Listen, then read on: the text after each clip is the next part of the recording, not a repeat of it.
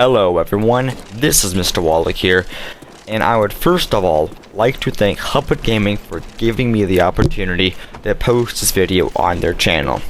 Now, to get on with the commentary. First up, I'll just cover the gameplay real fast so no one ever comments or asks why didn't he talk about the gameplay. It is a 103-6 domination on Summit. I was using the MP5 Extended Mags, Perks, Hardline, Sleight of Hand Pro, Marathon Pro, C4, Semtex, no, not Semtex, Frag, and Concussion. Not really sure why I was using Frag this game. I usually have Semtex on.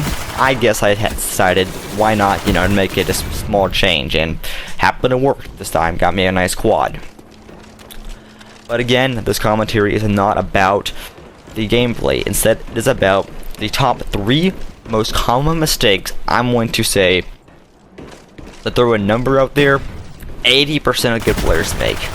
Number 1 is going to have to be not only not paying enough attention to your minimap, but also not taking that information and applying it to other things. For example, let's say you're, way away from your teammates and you see they're all on the other side of the map.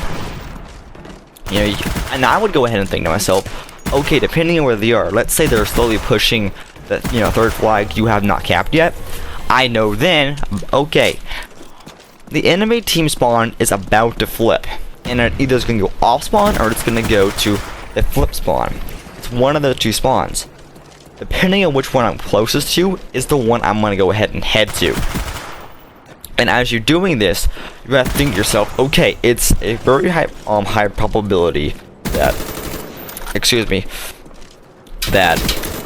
I'm gonna say 4 of enemy players are about to rush you. It's a very, very high probability that's about to happen. So go ahead and just expect to be rushed by 3 or 4 players. Because usually when the spawns flip, it will spawn 4 together, 3 or 4 together, and then 3 or 4 somewhere else. I mean, not 3 or 4, 2 or 3. It's usually gonna split the spawns into 2, and just expect that to happen. Expect to be hit by players you're not expecting. And this way, also, as you're taking the information from the minimap and applying it to where spawn locations are going to be, it also will defeat and destroy this problem of people always saying, hey, how come they spawn behind me? Why did you guys rush the spawn? Well, when you see your teammates rushing the spawn, just go ahead and say, okay, I'm gonna look behind me. And by doing that, you not only saved that life, you saved your kill streak, and you also probably just made a gameplay go from, let's say, 30-5 to maybe 42-4. You just got that much better of a gameplay, all because you took the information from the minimap and applied it to your knowledge. Now, for number 2. Number 2 is knowing the limits of your gun skill and what your, actual gun is. And the difference is going to be, gun skill is just how well you can aim, how well you can, aim under pressure. Your actual gun being something like a rapid-fire SMG or an Olympia from Black Ops. You have to understand what kind of gun you're using. If you have a rapid-fire SMG, you're probably not going to kill 3 people with 1 clip. It's not going to happen that often. Yes, it is possible, but it's probably not going to occur that often, so I wouldn't try it that often. I would kill 1 person and then quickly, back away. And let's say, you can't kill him, still, you have to back away. You can't just say, I'm gonna go for that final kill, or I'm gonna go for that second kill. You have to back away.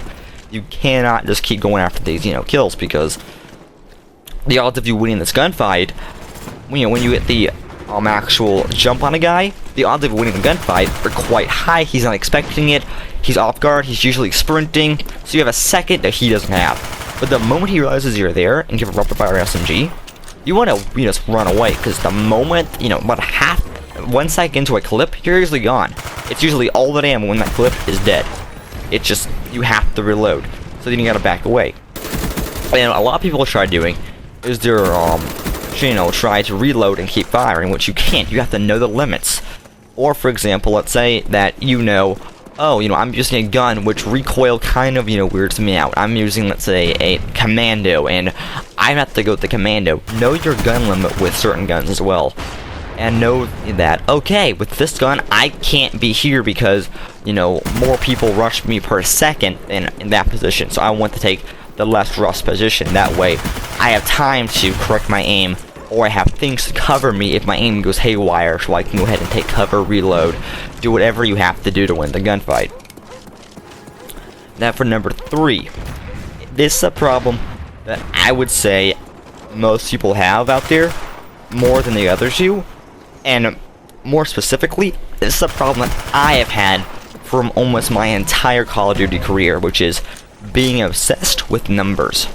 Numbers, you know, probably the most common is kill-death ratio. I hear more people saying, oh, my KD isn't high enough, I want a higher KD. I've heard so many people saying that, and whenever I hear it, I kind of cringe, like, no, don't say that.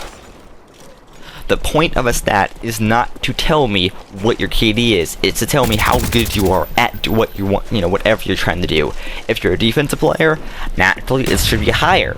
And it should tell me how good you are at, doing defense. When I see a 4 KD, I don't literally think you're getting 4 kills every life. I'm thinking, okay, the odds of you getting a Blackbird, is this many, or it's just, this high in a lifetime, or let's say, the odds of you getting X amount of Blackbirds, let's say 2 or 3 Blackbirds per game, is as high. When I see KD, that's what I'm looking at. I'm not seeing actual kills to death, I'm saying, what are the odds of you getting multiple kill streaks in a game? That's what I'm looking at. I'm not looking at actual numbers, and I think people get too obsessed with numbers, and they forget the importance of just having fun, which isn't, at the end of the day, video games are meant to be fun, nothing else. Not meant to be these high-stress things that people have made them to be.